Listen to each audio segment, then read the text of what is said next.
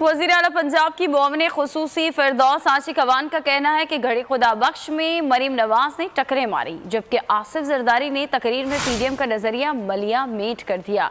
Press conference में उनका कहना था कि मौलाना दो नौमौलूदों के साथ गुड्डा गुड्डी का खेल खेल रहे हैं। मरीम नवाज में सुरखाब के पर नहीं लगे जो उनके इशारों पर कोई अमल करे।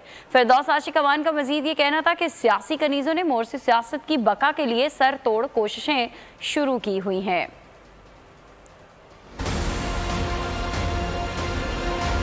मरियम नवाज ने जो टक्करें मारी हैं जाके, उससे जो PMLN का जो नज़रियाती वर्कर था उसके तो सीने जो है वो छलनी कर दी हैं उसने। तो जरदारी ने अपनी तकरीर में PDM का नज़रिया जो था उसको मलिया मेट कर दिया।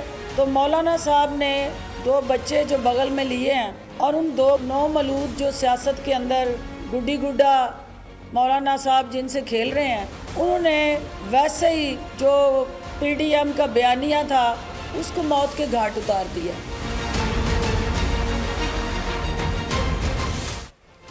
Supreme court Karachi